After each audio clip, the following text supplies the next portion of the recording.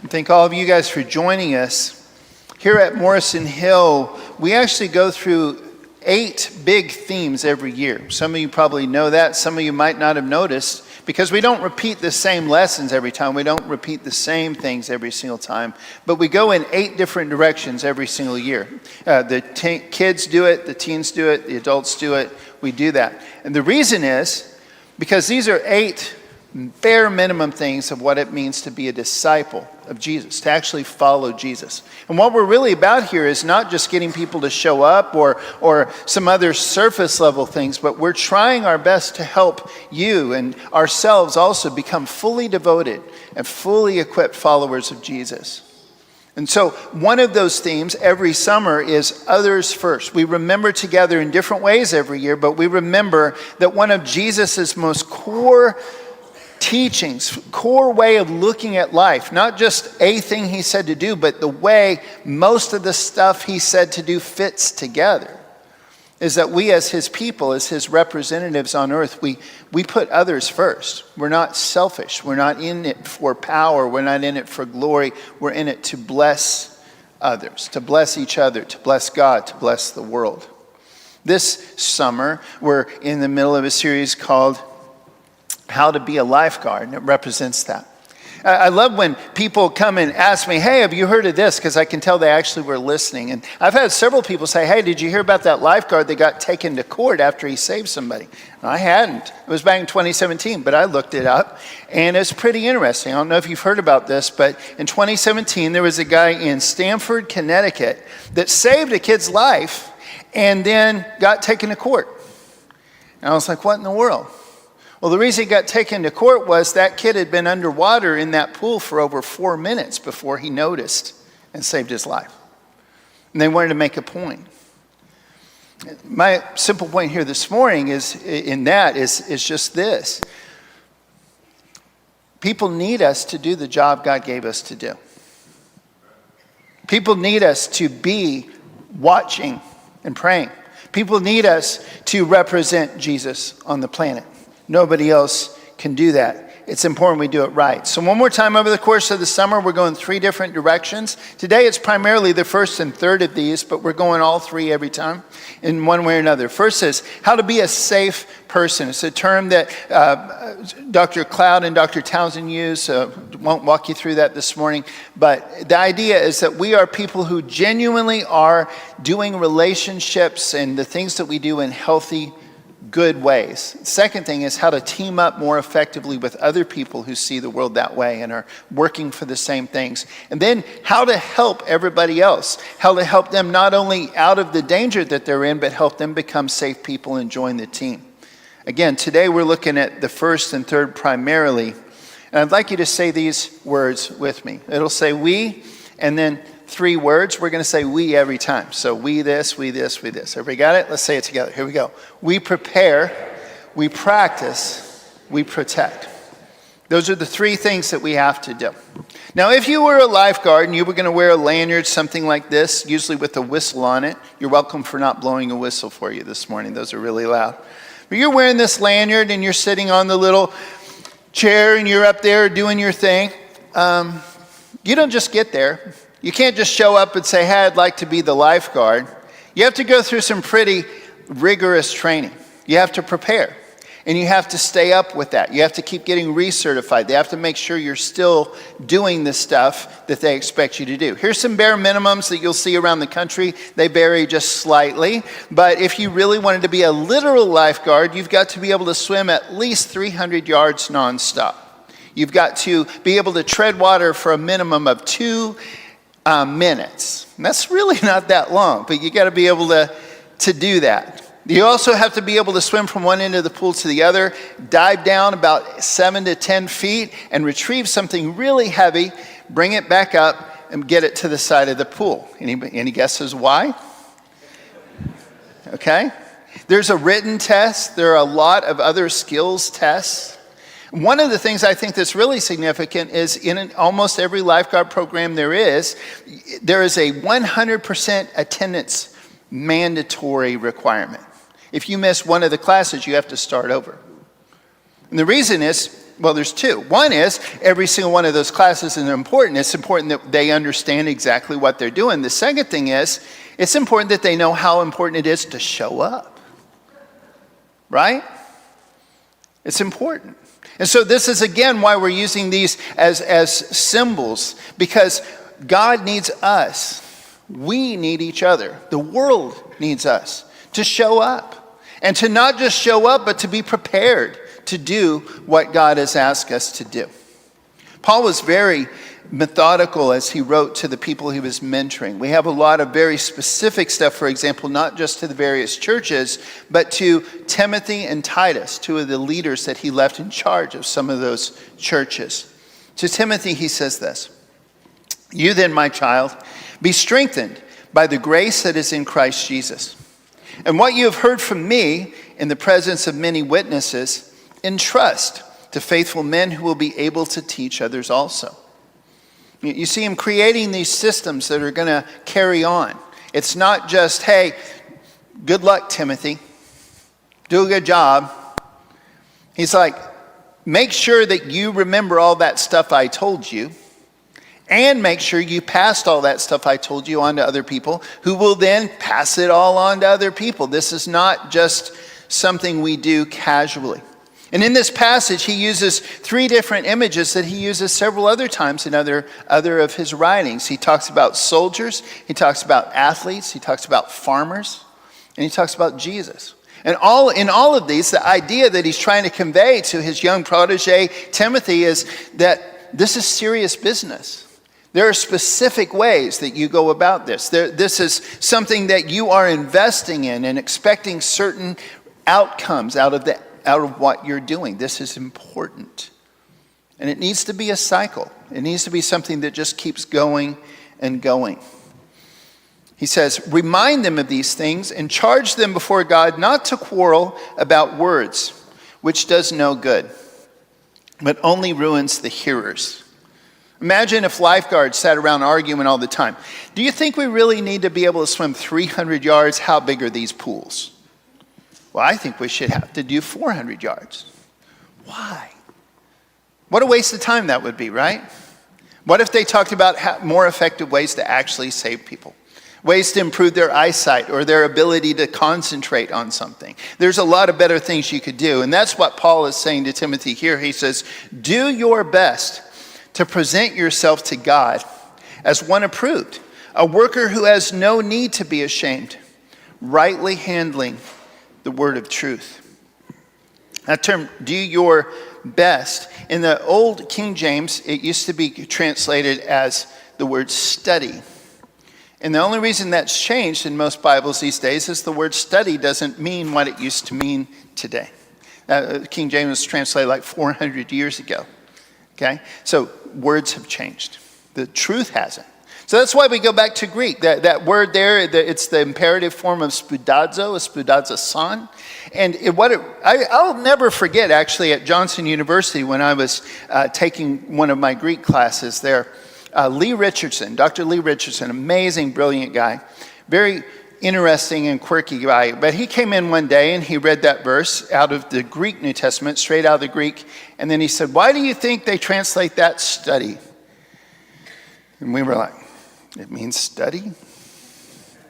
And he's like, he said that word's actually a whole bunch of other places in the Bible, and not once is it study. And it's all over in ancient literature, and not once is it translated study. Why do we translate it study there? And we're like, he's like, you got 3 weeks, figure it out. Here's a list of resources.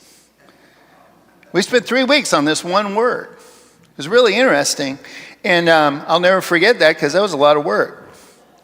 But it's a complicated word. There's no one exact corresponding word in English, but here's some of the ways it's translated. One is hasten or hurry. But it's not just come quickly in the sense that we would think like literally it has to take a short amount of time. It means you're not pausing. You know what I'm talking about? Have you ever had to do something really fast? You had to get somebody to the hospital, or do you know what I'm talking about? You're not messing around. If it means hasten or hurry, it means do everything you can to get there. Sometimes it means something like endeavor earnestly, like work really hard. But you've worked hard and then you've really worked hard.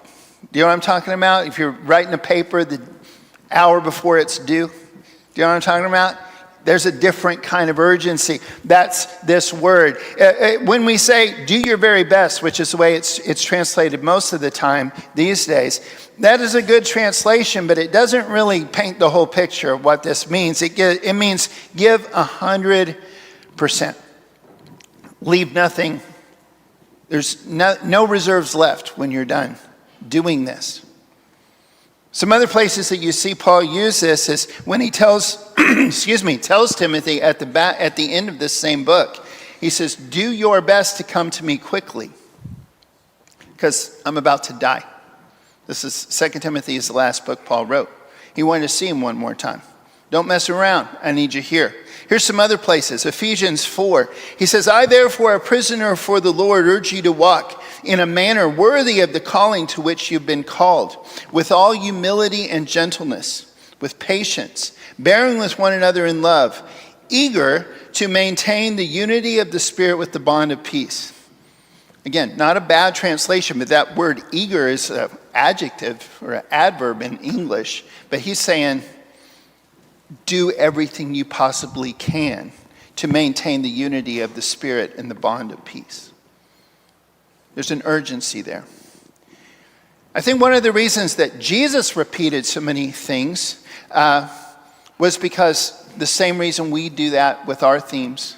He wanted people to hear it. There's several things, for example, if you read the Sermon on the Mount, and he really did speak on a mountain that day. But you'll see some of the same stories, some of the same ideas, one day on a plane, one day in a boat. As you look through Mark and Luke, they aren't disagreeing with each other about where Jesus said that. Jesus said some of the things he said over and over again because they were so important. One of those is this, Luke 6. He also told them a parable. Can a blind man lead a blind man? Will they not both fall into a pit? A disciple is not above his teacher, but everyone, when he is fully trained, will be like his teacher. Well, think about this for a second. If you were training somebody to be a lifeguard, and the teacher was a really, really great lifeguard, the goal is not just that people finally, pass the kind of sort of pass. They get a little certificate, they get a lanyard to wear around. That's not the goal. The goal is not just to have certain roles filled. Okay, we can open the pool. We've got 3 lifeguards on staff. God help us all. I hope they do a good job. That's not how we think about things like that, is it? And that's not how Jesus paints the jobs that he gives us either. The goal is that we all end up like Jesus. The goal is that when we act in this world, that people get a sense of what Jesus is like. Anything less than that is just not the point at all. So again, this is why we prepare. That's what the word study used to mean, by the way, in Greek. It used to mean way more than, we think of study, we think of looking some stuff up or Googling, right? It's much more than that. It means get completely prepared. It's like if you wanted to be a trucker, you have to learn how to do a lot more than just drive. Do you know what I'm talking about? Okay, to get a CDL license, you got to do a lot more. If you're going to be an airplane pilot, a commercial airplane pilot, it's not just a written test. There's a lot that goes on. Are you with me? See how this works? We have to know exactly what we're getting into, and we have to keep coming back to it. You have to, if you're a lifeguard, you have to getting recertified all the time because it's so important. And as Christ's representatives on this earth, we have to do everything that we can relentlessly to accomplish his will. It only starts with the day that we sign up. It starts the day that he says, okay, you're on the team. But there is an ongoing process. Peter also uses the word spoudazo or spoudazison. In 2 Peter, he says, therefore, brothers, be all the more diligent. That's the way it's translated there. Therefore, brothers, be all the more diligent to confirm your calling and election. For if you practice these qualities, you will never fall. In other words, do everything you can to live out this life that God has given you, to live out this opportunity, this responsibility that he did. Give you 100%, man, every single time. Anything less is not okay. And he says to practice it. God knows we're going to mess up at some point. None of us at the beginning, actually never till heaven are we 100% like Jesus. But at the beginning, of course, we're not much like Jesus at all. Which is why even in the Old Testament, we have this idea of there has to be training. David says, he trains my hands for war so that my arms can bend a bow of bronze. Anybody ever done archery? A few people? Okay, it's pretty cool. Some bows are really easy to pull back. Some are pretty hard to pull back. There's some of them you're like, is this a joke? Right? Okay? A bronze bow back in the day was like that. It's like, no, this is just a metal pole. Don't mess with me. This is not something I can use. You had to train to be able to do that. And he's saying, God trains me so that I will be able to do what he expects me to do on down the road. And that's how it is still for us, which is why the second big idea is that we practice. We actually do it. I heard a comedian one time, somebody asked him if he was a Jew, and he said yes. And they said, are you a practicing Jew? And he says, I've perfected it. That made me laugh. I just thought that was a funny take on that word. But the point is, we don't perfect this thing. We practice it. But just like a doctor has a practicing doctor, you hope they've studied, right? You hope they're not just practicing. You hope in the sense that one of these days I'll get good. You hope it's in the sense of, I do the right thing over and over and over again. And I'm constantly staying current with the latest and the greatest. And I'm very vigilant about what I do. You hope it's that. And that's the sense that we mean today. When we practice, we prepare, we know what we're getting into, and then we do it. We live it out. One of the things I've studied a lot in my life and I'm just fascinated by is all the different ways that people learn. There's very few of you, by the way, if you're already kind of bored, you're not the only people out there, because there's very few auditory learners. There's very few people who learn by listening. But if you love podcasts and you love audio books and you love that kind of stuff, you might be an audio learner, and that's a really cool thing. It's just a small percentage of us. But most of us need some pictures, some stories. There's a whole bunch of other things, and I try to use all those because it's so important that we learn and remember the things we do here every time. But one of the things that's really interesting to me is every single person, no matter what other ways we learn well, we're all kinesthetic learners, which means we learn best by doing. And that's just across the board. Even if you maybe reading and writing really help you, maybe pictures, maybe a whole bunch of other things. But if you do the thing, that's really what locks it in. That's when it actually becomes part of you. And that's part of that preparation for us to get anything right, is to actually practice it, to actually do it. Again, Paul is talking to Timothy, to Titus, and he's talking about this same thing, and that it needs to be a given. It needs to be the way things are. He says, if you put these things before the brothers, you will be a good servant of Christ Jesus. Being trained, that's an ongoing verb.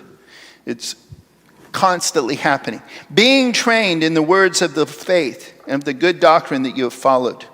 For while bodily training is of some value, godliness is of value in every way, as it holds promise for the present life and also for the life to come. And once again, in this passage, Paul starts talking about those same images of athletes and soldiers and other people who live with discipline. I think it's really important to remember there's two kinds of discipline. Most of the time in English, when we say the word discipline, we think punishment. And that's one of the two parts of it. But it's actually the lesser of the two, especially if you read in context. Most of the time in the scriptures, when it says the word discipline in English, it's actually talking about the other one. And that is this concept of practicing, of doing something over and over again, the right way, over and over again. Coming up with systems, coming up with rhythms, coming up with plans, coming up with using apps, whatever it takes, so that we do the things that are most important and we do them over and over and over again. That's the discipline of doing that.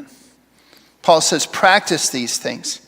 Immerse yourself in them so that all may see your progress. Keep a close watch on yourself and on the teaching. Persist in this, for by so doing you will save both yourself and your hearers. Notice he does not tell Timothy to be the moral police. The main thing that he wants them to keep watch on is himself.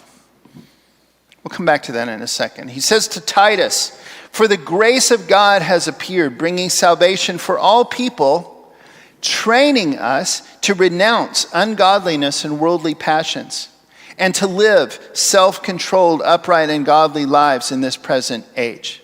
God's grace makes it possible, but living it out day after day is what trains us to actually be able to do it. Are you reading my email here? There's two things. And again, in case you weren't here the other Sundays, we're focusing on things that are so important for us to do. They're non-negotiable as Christians. This is what we do here. But it's important to remember there's two simultaneous truths next to each other the whole time. We're saved by grace, not by works. We don't even get a chance to be on the team without Jesus. But if you're on the team, here's what it looks like. We're talking about what it looks like. Everybody got that? Okay, so with that in mind, let's keep going. One of my favorite prophets in the Old Testament is Ezekiel. I think he's best known for his big vision about the valley of dry bones. Anybody heard of that one? At least the song. This bone's connected to the whatever bone. Anyway, but Ezekiel had a bunch of visions. And when God first called him, he had this really intense one where God shows him a scroll of all the things that he's going to tell him and tells him to eat it. It represents that it's going to become part of him. And then he warns him. He goes, and by the way, Ezekiel, I'm going to send you out to a hard-headed group of people. They're not going to all listen to you. He says, moreover, he said to me, Son of man, all my words that I shall speak to you, receive in your heart and hear with your ears. And go to the exiles, to your people, and speak to them and say to them, thus says the Lord God, whether they hear or refuse to hear. And he goes on, and there's what's known as the Watchman passage. We'll look at that in a second. But first, let's say this out loud together, if you could. This is what it means to be a literal lifeguard. This is what it means to play this role as Christians. Ready? 2 words. Let's say it together. We protect. If you're a lifeguard and you're just sitting on the chair during your posted hours, it's not the same thing as actually protecting people, is it? And if you show up at church or you serve, you go on a mission trip, you do whatever, sometimes, and sometimes you don't, God has some expectations for us. He really does. It's important. But I think it's very significant that some of the things that Jesus and Paul and others warned us the most about to keep watch out is not so much about trying to police everybody else, but to focus that we get it right. Imagine you went to a pool one day and there's a lifeguard sitting there and you can tell that they haven't, just the way they look, their clothes are dry, just the way they're sitting, you just can tell this person hasn't swum in about 5 years. And the next day you go to a pool and there's somebody that this person is just buff beyond all reason. They're still dripping because they just got out for an early morning just fun swim before their time. They punch their time clock. They come out and they're like, let's go. You guys ready to swim today? Which day do you feel safer? Right? We're here to protect people. We're here to pay attention. We're here to be fully engaged. And that's what we're called to do. Jesus said, again, watch out, beware of the leaven of the Pharisees and the leaven of Herod. One of the things Jesus warned about the most was that sometimes within groups of people who claim to follow God, we kind of distract each other, and we sometimes can miss the whole point of what he's really about. He said, be careful about that. Don't forget the main thing. Paul says to the Romans, I appeal to you, brothers, watch out for those who cause divisions and create obstacles contrary to the doctrine that you've been taught. Avoid them. It's not okay.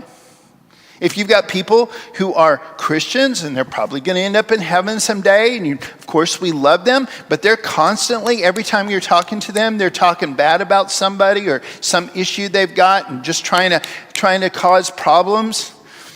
Of course you keep loving that person, but that probably shouldn't be your closest ally, your most trusted confidant, the one that you really get advice from, right? That's what he means by that. Galatians 6:1. Brothers, if anyone is caught in a transgression, you who are spiritual should restore him in a spirit of gentleness, and keep watch on yourself, lest you be tempted. Are you seeing this trend? As lifeguards, our primary focus needs to be on ourselves. We need to make sure that we are awake. Every time I drive anybody in a church van or even just my own family, every single time, whether you know I like coffee, but whether I need it or not, I drink some caffeine.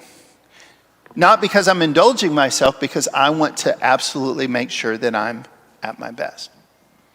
Lifeguards, to protect others, they have to protect themselves. Have you ever been flying? You've heard the whole speech, and here's how you do a seatbelt, like you've never seen one before. You know what I'm saying? They run you through all that stuff, and you're like, I got it. But one of the things I know you've heard every time is when the little mask pops down, make sure you put yours on first, and then put it on your kids, because we'd all think the other way. But if you pass out, your kids are stuck.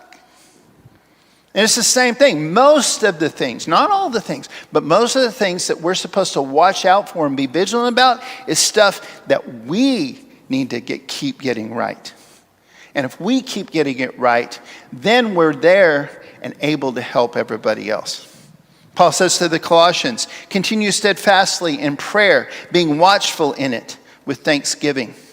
To Timothy again, he says, keep a close watch on yourself and on the teaching. Persist in this, for by so doing you will save both yourself and your hearers. Peter says, be sober-minded, be watchful. Your adversary, the devil, prowls around like a roaring lion seeking someone to devour. We've got to pay attention. We've got to try and keep the whole herd together. But primarily, we've got to make sure that we're on the right track, that the herd isn't just together, that the herd is moving in a direction it needs to move. You're checking my text? Is this working? Praise God. We're almost done.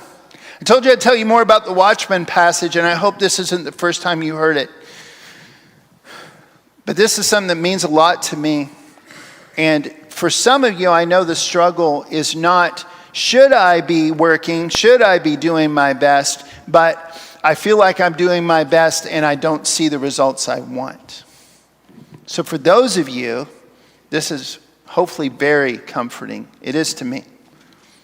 Here's what God told Ezekiel. It's a whole passage. It's Ezekiel 3. I hope you go and read it word for word later. But he gives him three scenarios. He goes, here's the thing, Ezekiel. That stuff I gave you, that word I told you to take into yourself and take to your people, here's the three things that you're going to have to, three ways this is going to go down. One is, you're not going to actually tell them anything. And they're going to die in their sin. And it's also going to be on you. That's the bad one.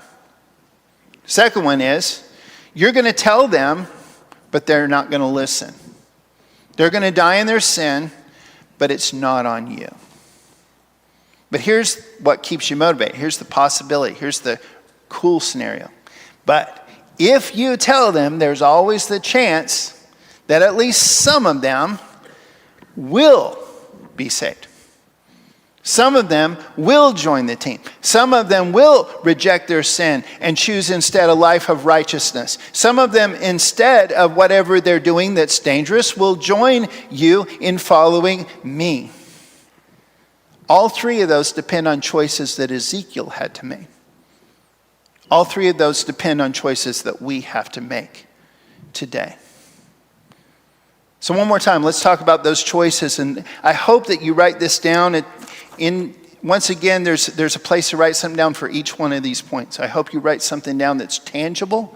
If you want to put it in your phone, if you've got a magic marker and write it on your arm, I don't care. But I hope you actually do it. I hope you do more than just write it down. Say these words with me if you would. We prepare, we practice, we protect. I want to give you a couple of just really practical ways to do this. To prepare, the most important one, there's a bunch of them, but the most important one is Bible study. And you're like, duh, I've heard that. But seriously, if we don't study the Bible on our own, if we don't study the Bible in small groups of people where we can really interact and really dig deep and have our opinions challenged and maybe challenge and hone other people's opinions, if we don't have some sort of a regular system where we get together like we're doing this morning to explore God's Word together and hear new things or remember some really important things that we've heard before, if we don't do that on a regular basis, we are going to miss stuff. It'd be just like hiring a lifeguard and saying, here's your lanyard. Good luck. I'm sure you can figure this out.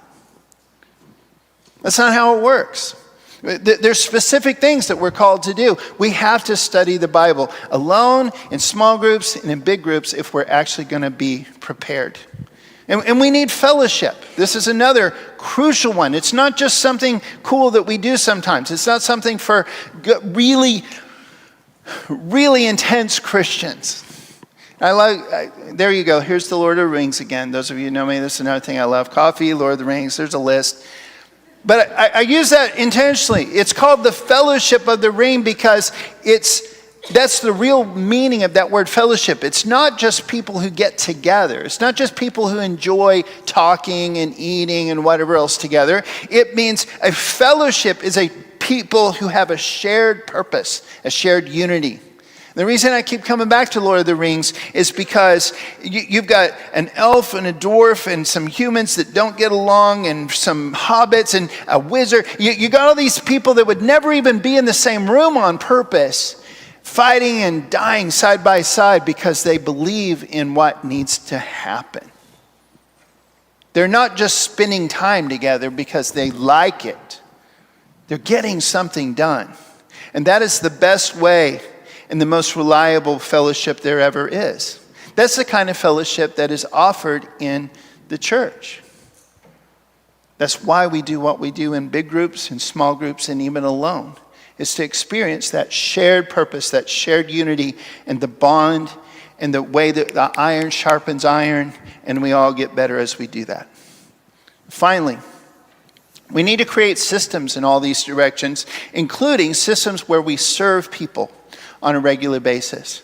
I love that we have so many people in our church who have even created ministries of their own, and we get to partner with them, we get to encourage them. I love that so many of you serve in so many ways. But just saying, hey, yeah, it's a good idea to serve people and agreeing with that is not the same thing as actually serving people, is it? That was an easy question. It's not the same thing. Sitting on a lifeguard stand until your time is up is not the same thing as actually being a lifeguard. And if we are studying the Bible, if we are fellowshipping in the united way, we are going to be good lifeguards. Imagine if that's your lifeguard. They don't care about you. They're bored. They're half asleep. You're probably going to pick a different pool. Let's not be that kind of lifeguard. Let's be the kind that's obsessed with getting it right. Let's be the kind of lifeguards that know this is why I'm on this planet. And until Jesus returns, I'm going to do what he's called me to do. If you've got a decision that you need to make in that direction today, I don't know if it's personal. I don't know if it's something you want to make public. I don't know if you need to give your life to Jesus for the first time, come back to Jesus. I hope you take that opportunity right now that we're going to give you. We're going to stand, we're going to sing. I hope at least bare minimum that you worship with us and you say these words and you mean them as you sing these songs. or this song. But if there's something you really want to do, come talk to me. I'm going to be right there.